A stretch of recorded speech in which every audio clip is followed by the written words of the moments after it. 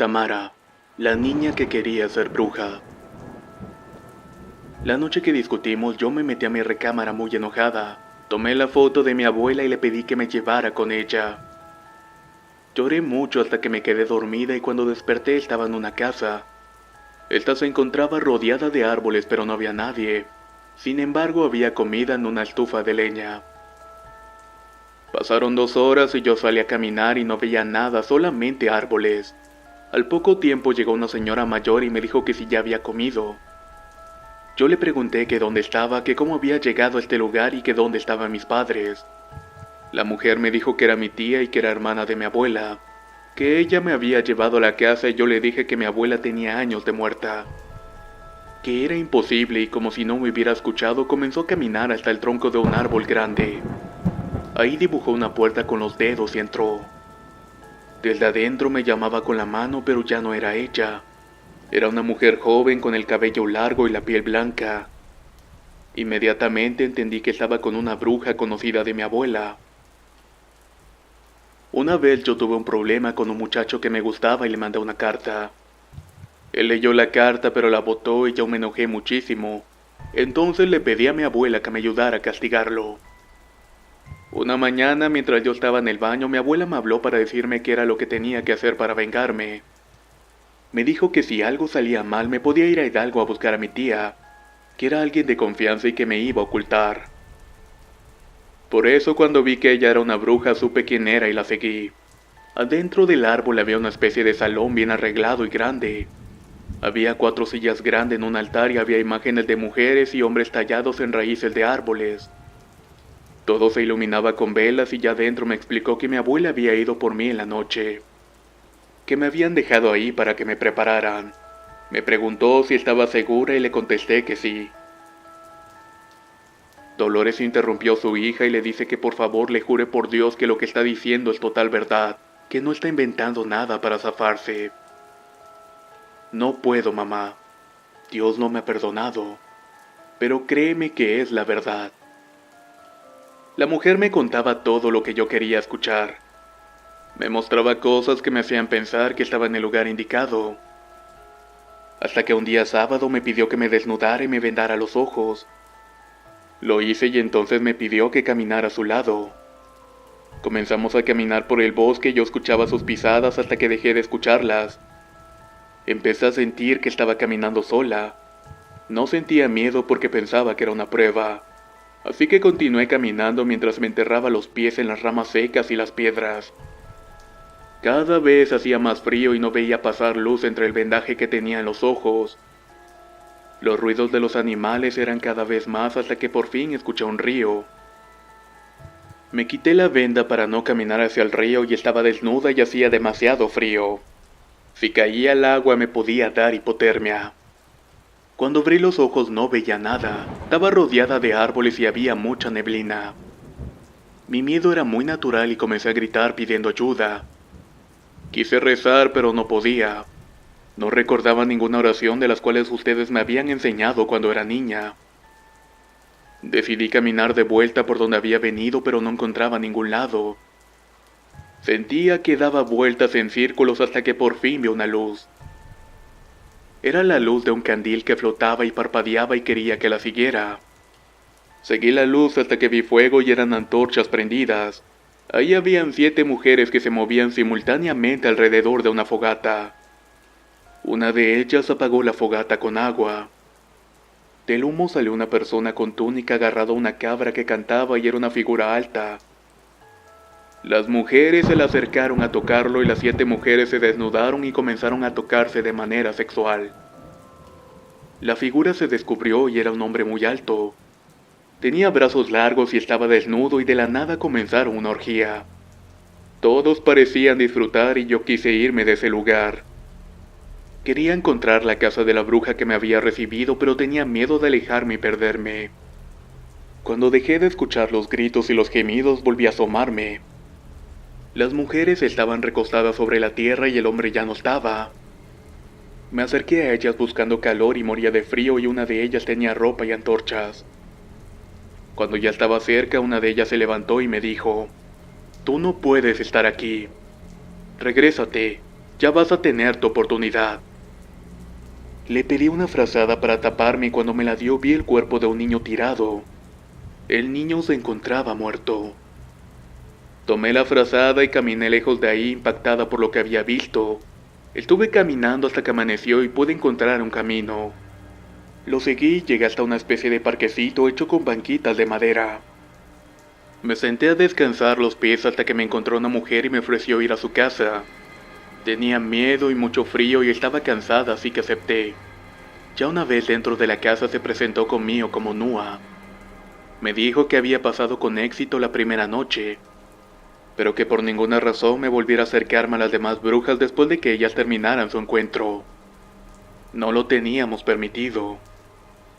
Entendí que era una bruja también y que había sido enviada para ayudarme. Pasé 2 noches temblando y con dolor de pies. Noah me daba un té que me hacía dormir profundamente. Al tercer día le pregunté quién era el hombre que había salido del humo de la fogata, y que por qué había un niño muerto bajo la ropa de las demás. Ella me dijo que el Señor de la Oscuridad les había pedido sangre de niños varones para poder darles poderes a las brujas, que eso que vio fue a las brujas dejando entrar al demonio en sus cuerpos, y que un día a ella también le tocará. Noah llevaba 2 años preparándose como sacerdotista, que es como una especie de maestro de ceremonias en las fiestas de las brujas. Al 4.º día me llevó de vuelta a la casa de la mujer que me había recibido en un principio y ahí me dejó. La mujer había cambiado de actitud y ahora era fría, grosera y me insultaba si yo le preguntaba alguna cosa. Una noche vi como de un brinco saltó a la rama de un árbol y agarraba un tecolote para morderlo. Parecía que un animal estuviera devorando a otro animal. Yo tenía mucho miedo. Esto no era lo que me platicaba mi abuela. ¿Dónde estaban los animales con los que hablaba? ¿Dónde estaban las historias sobre magia? No había hecho más que sufrir desde que había llegado a ese sitio. En las madrugadas la escuchaba invocar demonios y ofrecer vida de familiares a cambio de fuerza y poder. Hasta que un día llegó con un niño dormido en sus brazos y me obligó a hacerle una felación mientras dormía. Fue lo peor que había hecho en mi vida. Esa noche se fue caminando con el niño dormido a causa de un té de hierbas. Me dijo que no la siguiera o que me iba a pasar lo mismo. Cuando volvió regresó sola con un trapo lleno de sangre, mismo que lo tomó y lo metió en una olla y le agregó hierbas para ponerlo a hervir. Esa noche decidí huir y yo le reclamaba a mi abuela por haberme dejado ahí con esa mujer. Esperé que se durmiera y me salí de la casa. Más o menos recordaba el camino por el cual había llegado de la casa de Nua, así que me fui por ese mismo. A medio camino me perdí y me encontró la bruja. Me regresó a punta de golpes y me metió al árbol y ahí me amarró. Al otro día llegaron más mujeres y comenzaron a golpearme. Me tiraban cera encima y me cortaban con sus uñas. Se reían de mí y me decían que me iban a dar un escarmiento por querer abandonarlas. Tamara empezó a llorar al recordar todas las torturas que había recibido de esas mujeres y de cómo la tenían encerrada cruelmente. Una noche llegó una mujer acompañada de un niño y me obligaron a tener relaciones con él. El niño lo disfrutaba. De hecho, me hacía cosas que no eran propias de alguien de su edad. Después de eso se fueron y me dejaron ahí desnuda, sangrando y llorando. Yo trataba de hablar con mi abuela y pasaba las noches gritando su nombre. Quería que me hablara y que me dijera cómo salir de ahí. Pero las brujas se burlaban de mí y me decían que ella no me podía escuchar, y que yo no iba a poder hacer lo que ella había hecho. Una noche mientras dormía alguien me soltó y me guió por el bosque hasta un parque con bancas y mesitas de madera. Era Nua. Ahí me dijo que me tenía que irme de ahí, que ella me iba a ayudar pero que no tenía que volver. Nua me contó que mi abuela la había iniciado. Era su protegida y que gracias a ella pudo ser considerada como la aprendiz de sacerdotista. La familia de Nua había muerto en una balacera. Su padre vendía drogas y su madre era prostituta. La abuela Clara la recogió y la llevó al bosque para que la cuidaran. En ese tiempo la abuela iba seguido a las reuniones con las brujas y llegó a participar en algunos aquelarres de manera activa. Pero después de que yo nací dejó de ir y se dedicó a cuidarme. La última vez que había ido fue para hacer un pacto. Ella se iba a encargar de perder a los niños para que las brujas los encontraran. y así poder ofrecerlos al maligno. Pero solamente le dieron hasta mi cumpleaños número 13, que por eso murió tan de repente. Me explicó que el árbol funciona como un portal y que entrando al árbol entrabas a un bosque que la gente normal no podía ver, y del cual solamente algunas brujas podían entrar y salir. Que el día que llegué caminando a ese lugar pude salir del bosque de las brujas y seguí caminando hasta el bosque real, y que por eso había llegado a las bancas en las cuales estábamos sentadas, y que a ella la había mandado a buscarme para regresarme. Que las demás brujas no pueden salir y entrar al bosque más que por el árbol, y que el hecho de que yo pudiera las había molestado. Le pregunté a Nua que por qué habían llevado a un niño a violarme. Me dijo que como yo era virgen en el mundo real tenía más valor en el mundo de las brujas, que el hecho de hacer el amor o tener algún contacto sexual con un infante significaba un pecado, y por lo tanto la pureza de los niños acababa. Esos niños que me llevaron no iban a ser ofrecidos. Iban a ser transformados y los iban a convertir en animales para que cuidaran de ellas en el bosque. Me advirtió que cuando me fuera me iban a buscar y que necesitaría protección para mi familia y para mí. Que la abuela usaba una protección mediante ritos muy convencionales. Que cuando por ejemplo quería comunicarse con alguien sin que las brujas pudieran escucharla. Que tenía que cerrar las ventanas y puertas de la casa y poner polka a todo volumen. La música polka, debido al sonido de los instrumentos que originalmente componen a este género, genera melodías que distraen a las brujas y evitan que usen sus poderes cerca de la música. Según Nua, ese método lo usaban en Europa del Este en el siglo XVII, con la finalidad de alejar a las brujas que bajaban de los Carpatos en busca de recién nacidos. Que mi abuela también usaba una Biblia abierta en Lucas 11:14, que era lo que le permitía hablar sin que la escucharan. Mientras ella hacía eso en la casa era completamente segura. Que cuando necesitara decir algo de esto alguien usara la misma técnica. Después de hablar con Nua me dio un cobertor el cual traía puesto, el que supuestamente tenía un olor tan repugnante que las brujas no iban a seguirme, y me dijo que tenía que llegar sin pedirle ayuda a nadie. Me despedí de ella y me dijo que me deseaba mucha suerte, pero que no me hiciera ilusiones. Me dio indicaciones para llegar rápidamente a la carretera que lleva a Mineral de Chico, el cual está muy cerca de Pachuca. De ahí ya era cosa mía al volver a casa. Tardé semanas en poder llegar hasta aquí caminando, pero primero pasé por casa de la abuela y me quedé a dormir ahí, hasta que de la nada me despertó un perro. En eso el perro me habló y me dijo que tenía que llegar a mi casa y protegerlos a ustedes, que yo ya no tenía el perdón ni de Dios ni del diablo, que ahora era una lacra y que tenía que encontrar la manera de solucionarlo todo. Y así fue como llegué aquí.